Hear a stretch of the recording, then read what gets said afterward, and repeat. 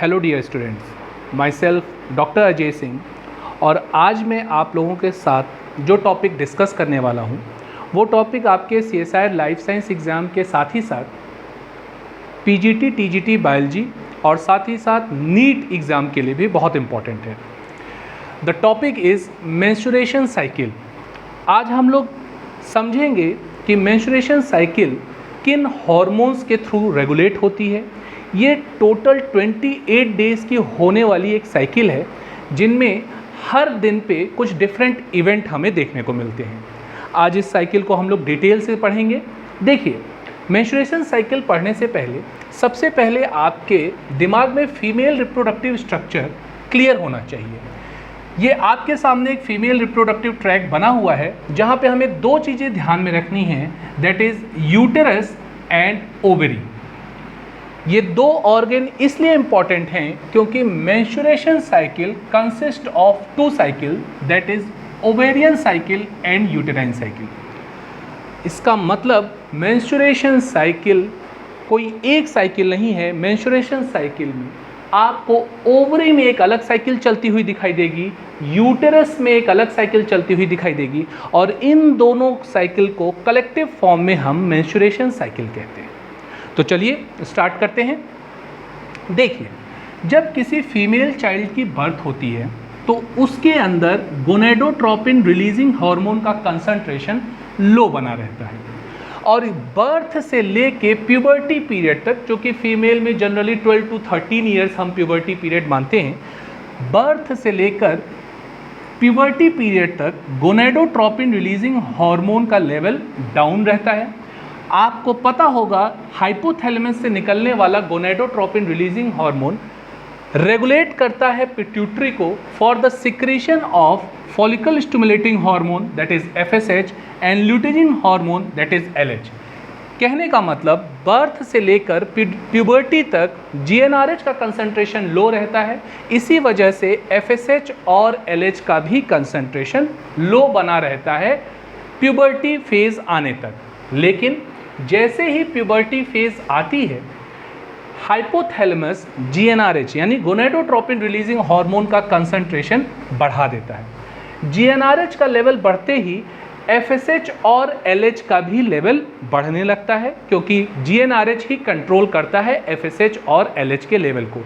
लेकिन यहाँ ध्यान देने वाली बात यह है कि फीमेल के केस में, प्लीज़ ध्यान से समझिएगा, फीमेल के केस में फॉलिकल स्टिमुलेटरी हार्मोन का कंसंट्रेशन ज़्यादा बढ़ता है, LH का कंसंट्रेशन कम बढ़ता है। आप देख सकते हो मैंने यहाँ पे FSH का लेवल हाई रखा है और LH का लेवल FSH के कंपैरिजन में कम रखा है। ये बहुत ध्यान देने वाली चीज़ है, क्योंकि जब मेल के केस में ये जस्ट रिवर्स हमें देखने को मिलता है। तो एक चीज़ तो हमें समझ में आ गई कि GnRH के इन्फ्लुएंस में FSH का कंसंट्रेशन ज़्यादा हो रहा है और LH का कंसंट्रेशन कम है।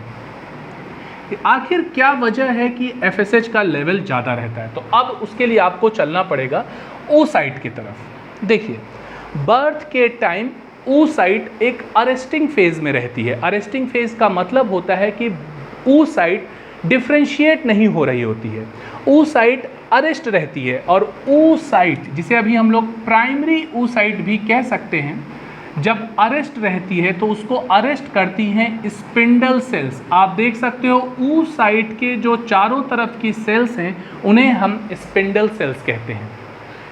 ये स्पिंडल सेल्स एक केमिकल के थ्रू प्राइमरी oocyte को इनहिबिट किए रहती हैं, और उस फैक्टर का नाम है OMIF, that is oocyte maturation inhibitory factor. आपको नाम से ही क्लियर हो रहा होगा कि ये oocyte के मैचुरेशन को इनहिबिट करने वाला फैक्टर है। यानी स्पिंडल सेल ये मेक श्योर करती हैं कि प्राइमरी oocyte अरेस्ट रहें, उनका मैचुरेशन ना होने पाए। तो आप देख सकते हो बर्थ से लेके प्यूबर्टी तक प्राइमरी oocyte प्रोफेज 1 की डिप्लोटीन स्टेज पे अरेस्ट रहते हैं। क्यों अरेस्ट रहते हैं? क्योंकि प्राइमरी oocyte को जिन स्पिंडल सेल ने सराउंड किया हुआ है उन्होंने एक फैक्टर रिलीज कर रखा है, that is OMIF, oocyte maturation inhibitory factor, जिसकी वजह से प्राइमरी oocyte अरेस्ट है। दूसरी इंपॉर्टेंट चीज़ जो आपको याद रखनी है वो ये है कि स्पिंडल सेल के पास ही फॉलिकल स्टिमुलेटरी हार्मोन के रिसेप्टर्स रहते हैं। जैसा कि अभी आपने देखा कि GnRH के इन्फ्लुएंस में FSH का लेवल ज़्यादा हो रहा है, तो ये जो FSH का लेवल ज़्यादा इसलिए हो रहा है क्योंकि स्पिंडल सेल्स के पास FSH के ही रिसेप्टर रहते हैं और ये FSH जाके अपने रिसेप्टर से जाके बाइंड कर जाता है। ठीक है, फॉलिकल स्टिमुलेटरी हार्मोन जो कि GnRH प्यूबर्टी के आने पे जिसका लेवल इंक्रीज हो गया, फॉलिकल स्टिमुलेटरी हार्मोन रिसेप्टर्स जो कि प्रेजेंट हैं स्पिंडल सेल्स पे, वहाँ जाके बाइंड कर गया। जैसे ही FSH अपने रिसेप्टर से बाइंड करता है वो कुछ चेंजेस करता है। सबसे पहला चेंज जो फॉलिकल स्टिमुलेटरी हार्मोन करता है, याद रखिएगा, FSH के इन्फ्लुएंस में FSH इस OMIF को डिक्रीज कर देता है, यानी अब स्पिंडल सेल्स OMIF का सिक्रीशन करना बंद कर देती है। अब आप मुझे बताइए, OMIF का सिक्रीशन अगर बंद हो चुका है, oocyte मैच्योरेशन इनहिबिटरी फैक्टर आना खत्म हो चुका है, तो oocyte मैच्योर होगी कि नहीं? ऑब्वियस सी बात है, oocyte अब मैच्योर होगी। तो ध्यान से समझिएगा, हमारी प्राइमरी oocyte जो अभी तक इनहिबिटेड थी या अरेस्ट थी, उसको इनहिबिट करने वाला फैक्टर खत्म हो गया। उसको किसने खत्म किया? उसको फॉलिकल स्टिमुलेटरी हार्मोन ने खत्म कर दिया।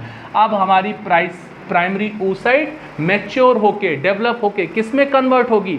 सेकेंडरी oocyte में कन्वर्ट होगी। ठीक है, साथ ही साथ FSH, पहला काम FSH ने किया, OMIF का सिक्रीशन कम कर दिया।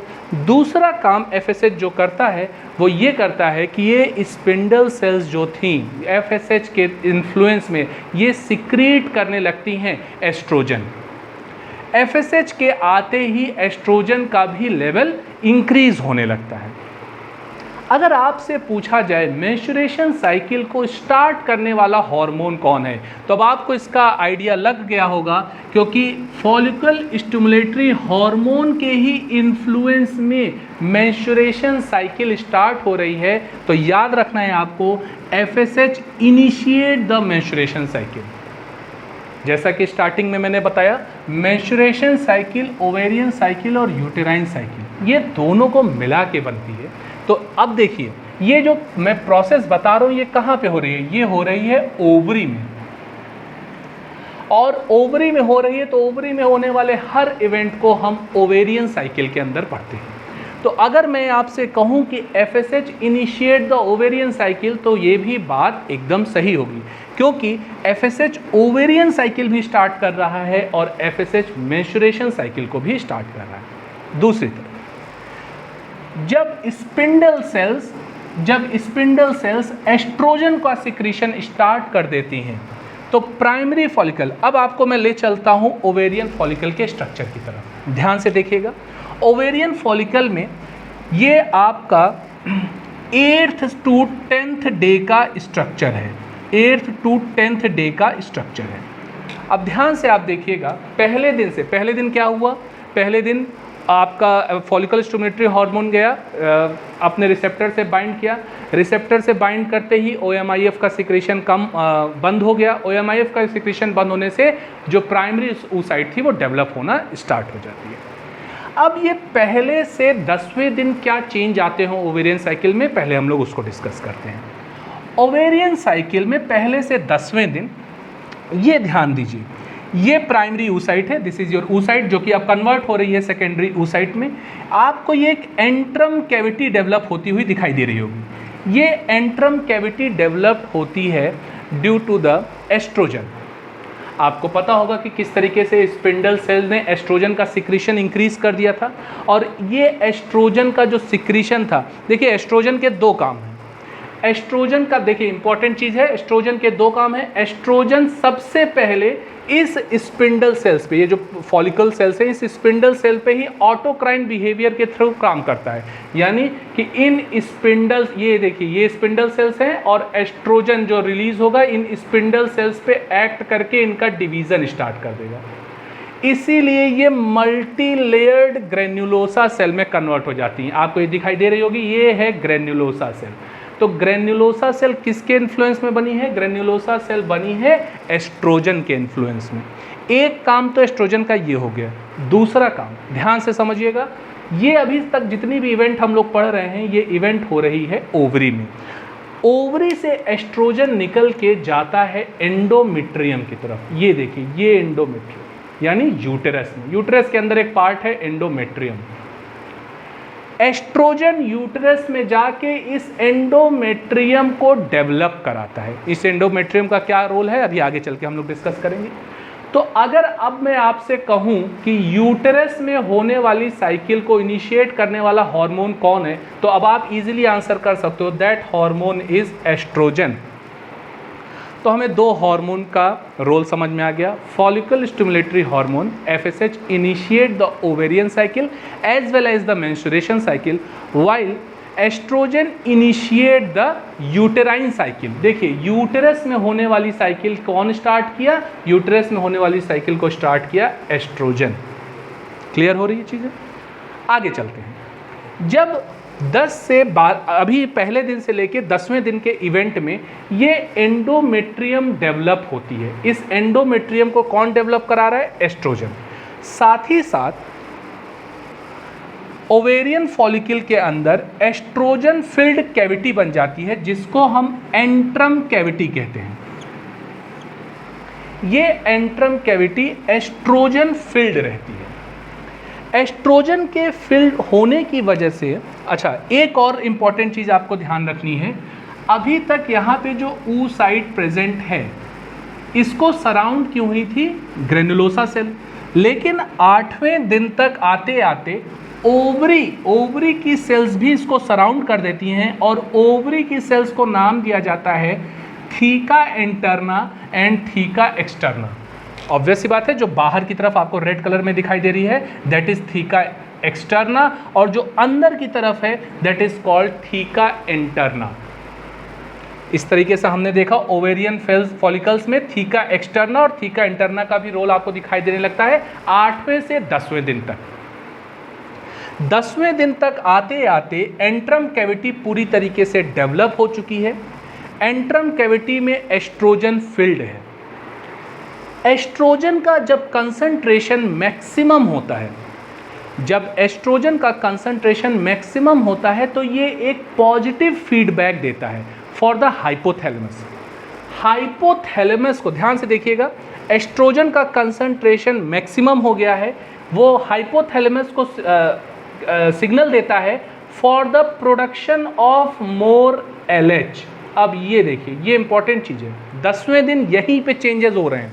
अभी तक इस फॉलिकुलर सेल्स में LH का कोई रोल नहीं था, ल्यूटिजिन हार्मोन का कोई रोल नहीं था। क्यों? क्योंकि ल्यूटिजिन हार्मोन के रिसेप्टर ही नहीं थे। 10वें दिन तक आते आते ये जो एंट्रम कैविटी यानी एस्ट्रोजन फिल्ड कैविटी है, उसकी वजह से ध्यान से देखिएगा, इन ग्रेन्युलोसा सेल्स में ल्यूटिजिन हार्मोन के रिसेप्टर्स अपीयर होने लगते हैं। LH receptors will start appearing at the 10th day. 10वें दिन आते आते LH के रिसेप्टर अपीयर होने लगते हैं, और LH के रिसेप्टर आपको याद रखना है थीका इंटरना पे अपीयर होते हैं, theca externa do not show LH receptor. Theca externa पे LH के रिसेप्टर यानी ल्यूटिजिन हार्मोन के रिसेप्टर अपीयर नहीं होते। 10वें दिन के बाद एस्ट्रोजन का कंसंट्रेशन जब और ज़्यादा बढ़ने लगता है 11वें-12वें दिन तक होते होते, तो जैसा कि मैंने बताया कि जो एस्ट्रोजन का हाईएस्ट कंसंट्रेशन है वो हाइपोथैलेमस को पॉजिटिव फीडबैक देता है for the production of more LH, ज़्यादा LH की। लेकिन जबकि स्टार्टिंग में क्या हो रहा था, देखिए स्टार्टिंग में GnRH जब कंसंट्रेशन बढ़ रहा था वो FSH को ज़्यादा सिक्रीट करा रहा था, LH को कम सिक्रीट करा रहा था। लेकिन 12वें दिन तक आते आते GnRH LH के लिए ज़्यादा सिग्नल देगा, FSH के लिए कम सिग्नल देगा।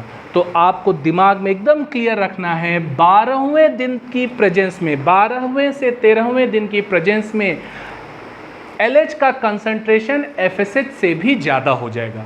और एक चीज़ एकदम क्लियर रख लीजिएगा, LH hormone is responsible for the ovulation. जो ओवरी से एग रिलीज होने की जो क्रिया होती है, that is secondary oocyte release जो होती है, वो किसके इन्फ्लुएंस में होती है 14th डे पे? वो होती है LH के इन्फ्लुएंस में। यानी LH का कंसंट्रेशन हाई होना चाहिए for the process of ovulation. अगर LH का कंसंट्रेशन हाई नहीं है तो ओव्यूलेशन की प्रोसेस नहीं होगी। ओव्यूलेशन की प्रोसेस 14th डे पे होती है। देखिए ये जो मेंस्ट्रुएशन साइकिल है ये होती तो कुछ लोगों में 22 से 23 दिन के भी अंदर है, कुछ लोगों में ये 32-34 दिन तक चलती है, लेकिन इन जनरल हम इसे 28 डेज की साइकिल मानते हैं।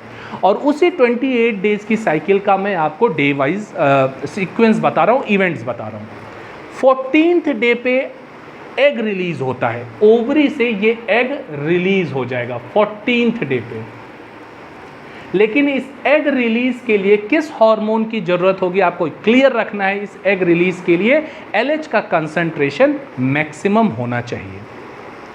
यहीं पे मैं आपको एक और इंफॉर्मेशन दे दूं, कंट्रासेप्टिव पिल्स जो कि एंटी प्रेगनेंसी पिल्स होती हैं, जब उनको फीमेल्स खाती हैं या वो कंट्रासेप्टिव पिल्स ये मेक श्योर करती हैं कि LH का कंसंट्रेशन मैक्सिमम ना होने पाए। अब वो ये मेक श्योर कैसे करती हैं? वो प्रोजेस्टेरॉन के लेवल को इंक्रीज करा देती हैं। जब प्रोजेस्टेरॉन का लेवल इंक्रीज हो जाता है उसकी वजह से LH का कंसंट्रेशन मैक्सिमम नहीं हो पाता है।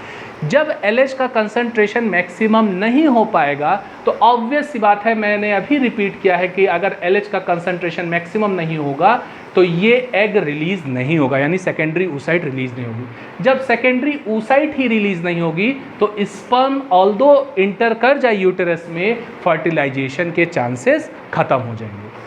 क्योंकि प्रेगनेंसी को प्रिवेंट करना है तो ये एक तरीका होता है कि एग रिलीज ना होने पाए, और एग रिलीज ना हो पाए क्यों? क्योंकि LH का कंसंट्रेशन मैक्सिमम नहीं हो पाया, इसलिए एग रिलीज नहीं हो पाया।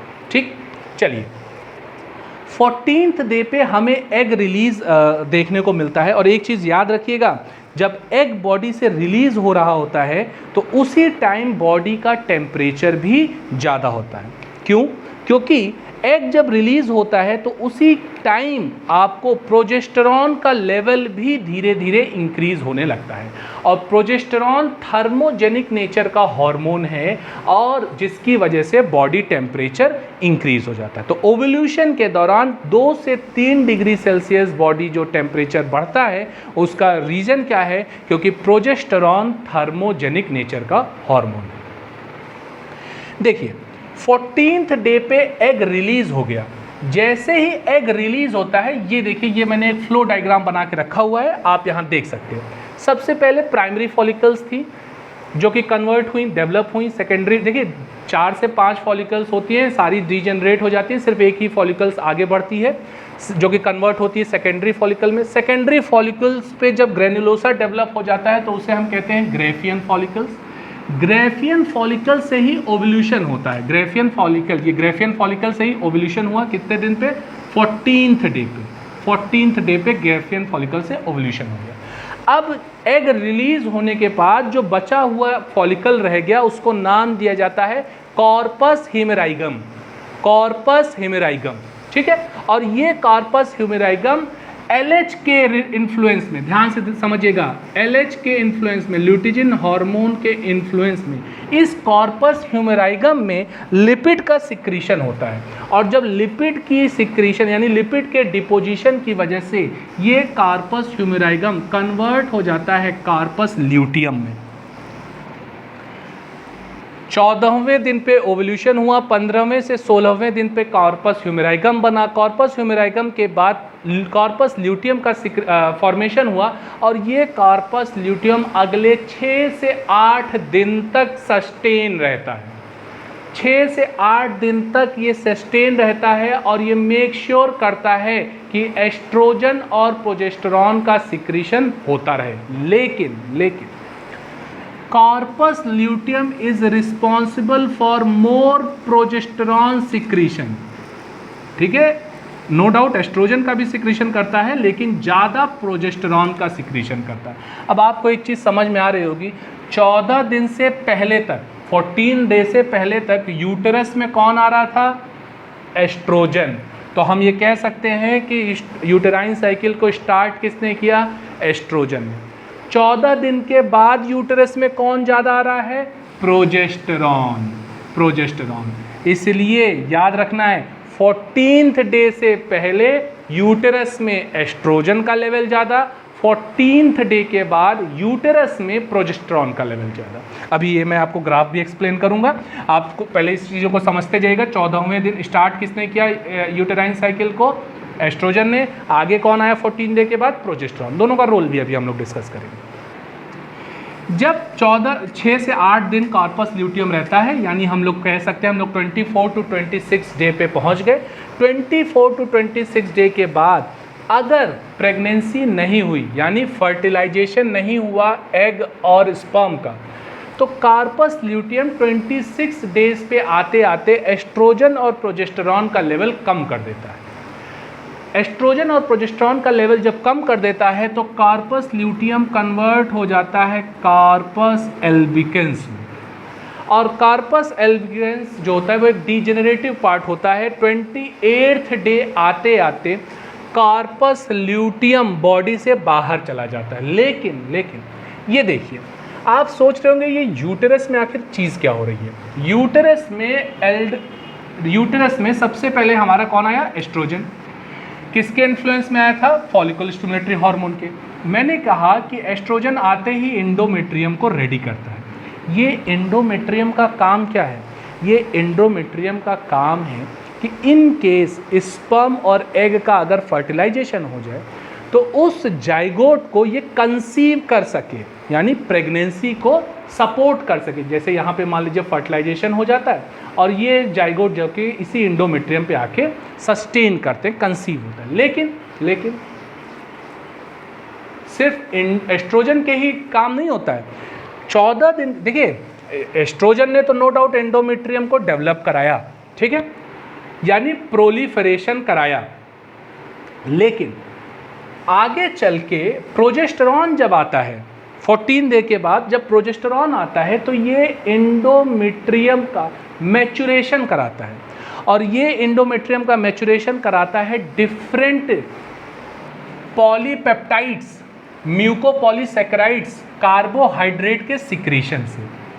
ये पॉलीपेप्टाइड्स, म्यूकोपॉलीसैकेराइड्स या कार्बोहाइड्रेट का रोल क्या है? ये एंडोमेट्रियम को रेडी करते हैं for the conceive of the zygote, यानी कि जब वो जाइगोट आएगा तो देखिए एंडोमेट्रियम किसी और चीज़ को रिटेन ना करें, वो जाइगोट के साथ उनकी एक मैचिंग हो, उसको उसके लिए मैच्योर कराता है, डेवलप कराता है प्रोजेस्टेरॉन। क्यों? क्योंकि एक मैचिंग के लिए कार्बोहाइड्रेट, पॉलीपेप्टाइड्स या म्यूकोपॉलीसैकेराइड्स की ज़रूरत होती है, और ये कौन कराया? 14 दिन के बाद रेडी कराया किसने? प्रोजेस्टेरॉन ने। लेकिन मान के चलिए कि बॉडी में, फीमेल बॉडी में स्पर्म की एंट्री नहीं हुई, किसी भी टाइप का फर्टिलाइजेशन नहीं हुआ, लेकिन फीमेल तो रेडी थी फॉर द फर्टिलाइजेशन, लेकिन फर्टिलाइजेशन हुआ नहीं। तो ध्यान से समझिएगा, जब ये 26 से 28वां दिन आ गया, कार्पस ल्यूटियम कन्वर्ट हो गया कार्पस एल्बिकम्स में, और ये एंडोमेट्रियम भी फुल्ली मैच्योर है, लेकिन इसको जाइगोट नहीं मिला।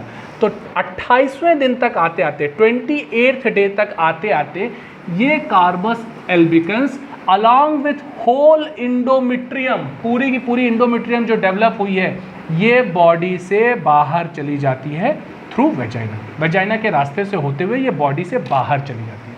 इसी प्रोसेस को हम मेंसेस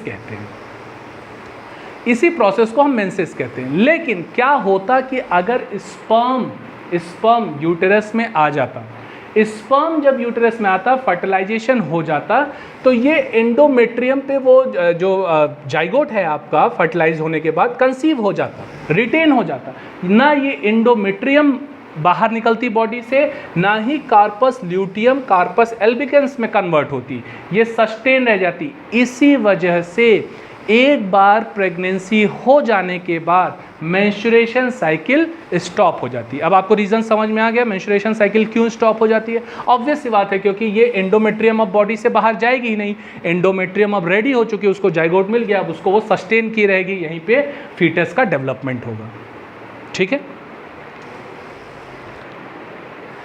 अगर इस पूरे साइकिल को हम एक ग्राफिकल रिप्रेजेंटेशन के थ्रू समझना चाहें तो देखिए, ओवेरियन साइकिल को मैंने दो पार्ट में डिवाइड कर रखा है, that is follicular phase and luteal phase. Initial 14 days के फेज को हम फॉलिकुलर फेज कहते हैं। अब आपको समझ में आ रहा होगा फॉलिकुलर फेज कौन सा है, this one is primary follicular, secondary follicle, Graafian follicle, यहाँ तक की फेज को हम कहते हैं फॉलिकुलर फेज। ठीक है, 14वें दिन पे 14th डे पे ओवल्यूशन हो गया, उसके बाद की फेज को कहते हैं 14 से 28th डे की फेज को हम कहते हैं ल्यूटियल फेज। ल्यूटियल फेज यानी जब कार्पस हिमेराइगम कन्वर्ट हो रहा है कार्पस ल्यूटियम में। और याद रखिए आप लोग को, कार्पस ल्यूटियम ही सबसे ज़्यादा देर तक रहता है, 6 से 8 दिन तक रहता है। अगर उसे क्या बोलते हैं जाइगोट मिल गया तब तो वो और दिन तक बना रहेगा, अगर जाइगोट नहीं मिला तो कार्पस ल्यूटियम कन्वर्ट हो जाएगा कार्पस एल्बिकन्स में और वो बॉडी से बाहर चला जाएगा। इस फेज को कहा जाता है ल्यूटियल फेज ओवेरियन साइकिल में। ठीक इसी तरीके से यूटेरस में जो साइकिल चल रही होती है यूटेराइन साइकिल, उसको भी दो फेज में डिवाइड किया जाता है, पहला प्रोलिफेरेटिव फेज और दूसरा सिक्रीटरी फेज। अब आपको समझ में आ रहा होगा, प्रोलिफेरेटिव फेज यानी जो एस्ट्रोजन के इन्फ्लुएंस में प्रोलिफेरेशन का फेज हो रहा था, यानी जब एंडोमेट्रियम बन रही थी, that 14th day phase is called proliferative phase. और 14 दिन के बाद जब एस्ट्रोजन का लेवल कम हो गया, प्रोजेस्टेरॉन का लेवल ज़्यादा हो गया, जिसमें डिफरेंट कार्बोहाइड्रेट्स, पॉलीसेक्राइड्स, म्यूकोपॉलीपेप्टाइड्स आने लगे, that phase is called secretory phase. तो इस तरीके से हम यूटेरस में भी दो फेज देखते हैं, शुरुआत के 14 दिन प्रोलिफेरेटिव फेज और अंतिम के 14 दिन इज सिक्रीटिव फेज। इसी में ही अंतिम के 1 और 2 दिन को भी इंक्लूड किया जाता है, जिसे हम मेंसिस कहते हैं, जब ब्लीडिंग होती है बॉडी से, एंडोमेट्रियम बॉडी से बाहर जाती है, दैट इज कॉल्ड मेंसिस। 1 या 2 दिन हम उसको भी इंक्लूड कर सकते हैं। तो ये पूरी 30 डेज की साइकिल प्रिपेयर होती है। अब हम देखने जा रहे हैं कि अगर हम पूरे मेंस्ट्रुएशन साइकिल को डेज में डिवाइड कर दें, देखिए आपको यहाँ पे डेज दिख रहा होगा, थोड़ा सा नीचे है, आपको दिख रहा होगा 0 से लेके 28 डेज की मैंने साइकिल बनाई है।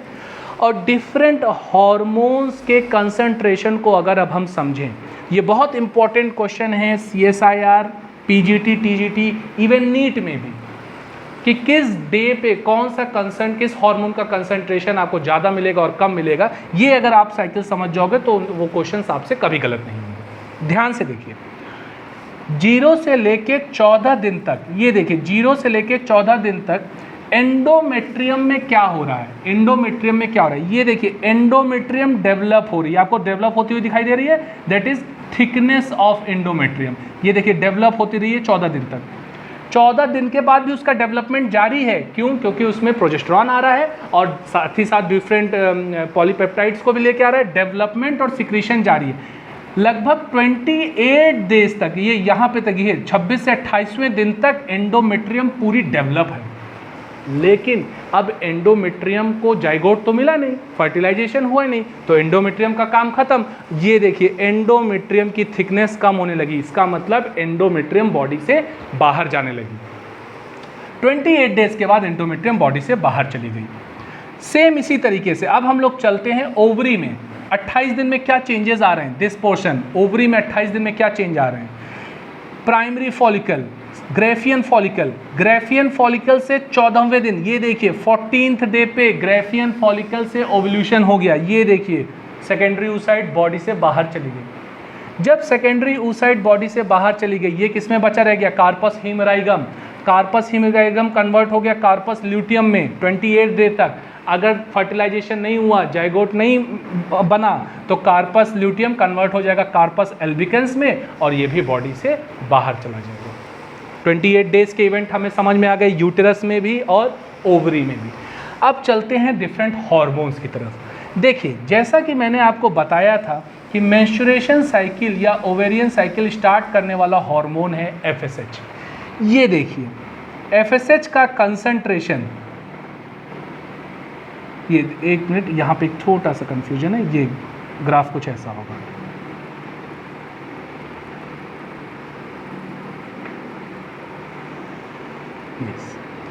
FSH का कंसंट्रेशन आपको LH से ज़्यादा दिखाई देगा कब? इनिशियल डेज में। कब? 10th डे तक। जैसा कि मैंने आपको बताया था 10th डे तक FSH का कंसंट्रेशन LH से ज़्यादा है, लेकिन 10th डे पे आते आते क्या हो जाएगा? कंडीशंस चेंज हो जाएगी। मैंने बताया था 10th डे पे आते आते एस्ट्रोजन के इन्फ्लुएंस में LH के रिसेप्टर अपीयर होने लगेंगे, GnRH ज़्यादा LH सिक्रीट करने लगेगा। तो ये देखिए 10 दिन के बाद से, ये बहुत इंपॉर्टेंट है, 10 से 14 दिन के बाद ये जो डॉटेड लाइंस में आपको दिख रहा है that is the LH concentration, और LH का कंसंट्रेशन हाई हो गया। 14th डे पे LH का कंसंट्रेशन मैक्सिमम होता है। क्यों? क्योंकि 14th डे पे ही कौन सी प्रोसेस होने वाली है? ओवल्यूशन की प्रोसेस। ये देखिए जैसे ही 14th डे है LH का कंसंट्रेशन मैक्सिमम, 14th डे के बाद LH का कंसंट्रेशन कम होने लगता है। ये देखिए LH का कंसंट्रेशन कम होने लगा और FSH का कंसंट्रेशन फिर LH से ज़्यादा होगा, क्योंकि उसे नई मैच्योरेशन साइकिल भी स्टार्ट करनी है। अब आते हैं हम लोग एस्ट्रोजन और प्रोजेस्टेरॉन के कंसंट्रेशन पे। ये देखिए जैसा कि मैंने आपको बताया कि यूटेराइन साइकिल किसने स्टार्ट की? एस्ट्रोजन ने। ये देखिए एस्ट्रोजन का कंसंट्रेशन बढ़ा हुआ है, जो ये आपको सर्किल में ग्राफ दिख रहा है, दैट इज एस्ट्रोजन कंसंट्रेशन बढ़ा हुआ है। 14वें दिन पे मैंने कहा था एस्ट्रोजन का कंसंट्रेशन मैक्सिमम हो जाएगा। क्यों? क्योंकि एस्ट्रोजन का कंसंट्रेशन जब मैक्सिमम होगा तभी तो वो LH को लेके आएगा। ये देखिए LH के साथ साथ एस्ट्रोजन का भी कंसंट्रेशन मैक्सिमम है, लेकिन ओव्यूलेशन होने के बाद एस्ट्रोजन का भी कंसंट्रेशन कम होने लगेगा और 14 डे के बाद एस्ट्रोजन का भी कंसंट्रेशन आपको कम होने को दिख रहा है। और आपको याद होगा कि 14 दिन के बाद किसका कंसंट्रेशन बढ़ने लगेगा? प्रोजेस्टेरॉन का। क्यों? क्योंकि कार्पस ल्यूटियम जो अब बची रह गई है वो ज़्यादा प्रोजेस्टेरॉन को सिक्रीट करा रही है, एस्ट्रोजन को कम करा रही है, इसलिए 14 दिन से लेके 26-27 दिन तक आपको प्रोजेस्टेरॉन का लेवल ज़्यादा देखने को मिलेगा, एस्ट्रोजन का लेवल कम देखने को मिलेगा। ठीक है, ये एक हार्मोनल रिप्रेजेंटेशन है कि डिफरेंट डेज के अकॉर्डिंग आपको बॉडी में, यूटेरस और ओवरी में कौन सा हार्मोन का लेवल ज़्यादा देखने को मिलेगा और कौन सा हार्मोन का लेवल आपको कम देखने को मिलेगा। आई होप ये मेंस्ट्रुएशन साइकिल आप लोगों को पूरी तरीके से क्लियर हो गई होगी। इससे रिलेटेड कोई भी पॉइंट आप इसको रिवाइज भी कर सकते हो, डायग्राम भी ड्रॉ कर सकते हो। एक जो इम्पॉर्टेंट चीज़ ये है, प्राइमरी oocyte के बारे में मैंने आपको बताया कि स्पिंडल सेल ने OMIF के थ्रू प्राइमरी oocyte को अरेस्ट किया हुआ था प्रोफेज 1 के स्टेज में। दूसरी चीज़ याद रखिएगा, जो ये फॉलिकल सेल्स हैं या ये जो ग्रेनुलोसा सेल्स हैं, ये भी इनहिबिट की रहती हैं। देखिए प्राइमरी oocyte का डेवलपमेंट स्टार्ट हो गया, किस में कन्वर्ट हो गई? सेकेंडरी oocyte में। लेकिन जब ये सेकेंडरी oocyte में बनती है ना, तो ये ग्रेनुलोसा सेल्स एक प्रोटीन होती है, इंपॉर्टेंट प्रोटीन है, इसे याद रखिएगा, P39 मॉस। ये एक प्रोटीन होती है, इस प्रोटीन के थ्रू सेकेंडरी oocyte को मेटाफेज सेकेंड फेज में इनको क्या कर दिया जाता है? फिर से अरेस्ट कर दिया जाता है। तो इस तरीके से आप देख सकते हो oocyte का 2 बार अरेस्ट हो रहा है। पहला स्पिंडल सेल उसको अरेस्ट कर दे रही हैं, कहाँ पे? प्रोफेज 1 पे, मियोसिस में ही कंडीशन में। और दूसरी बात, जो ये ग्रेनुलोसा सेल इसको इनहिबिट कर दे रही हैं थ्रू प्रोटीन 39 मॉस, और किस स्टेज में? मेटाफेज सेकेंड स्टेज में। देखिए ये अरेस्टिंग, यानी कि जब ओवल्यूशन हो रहा होता है 14वें दिन पे, तो ये जो सेकेंडरी oocyte है ना, ये अरेस्ट है, ये कम पूरी तरीके से मैच्योर नहीं है, ये मेटाफेज 2 स्टेज पे अरेस्ट है। इसकी ये अरेस्टिंग कब खत्म होगी? इसकी अरेस्टिंग कब खत्म होगी?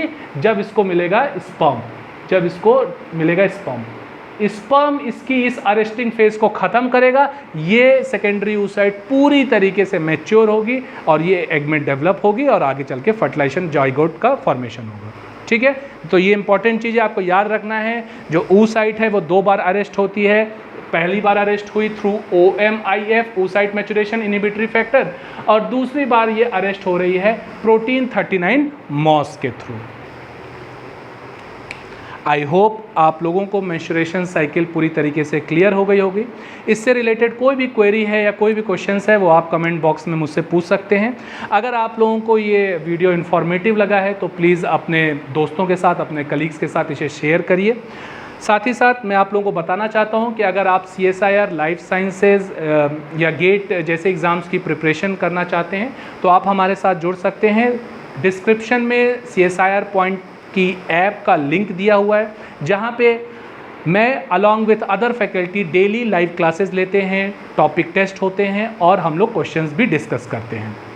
साथ ही साथ एक और इन्फॉर्मेशन मैं आपको देना चाहता हूं कि अभी तक इस चैनल का नाम आप लर्निंग विथ अजय देख रहे थे, अब इस चैनल का नाम चेंज हो रहा है और साथ ही में आपको एक और टीचर, एक और फैकल्टी मिस्टर लोकेश शर्मा भी रेगुलर क्लास लेते हुए दिखाई देंगे इस प्लेटफॉर्म के थ्रू। आई होप ये वीडियो आपको इन्फॉर्मेटिव लगा होगा। अगर ये वीडियो इन्फॉर्मेटिव लगा है, अगर आपने चैनल सब्सक्राइब नहीं किया है तो please subscribe the channel. Thank you.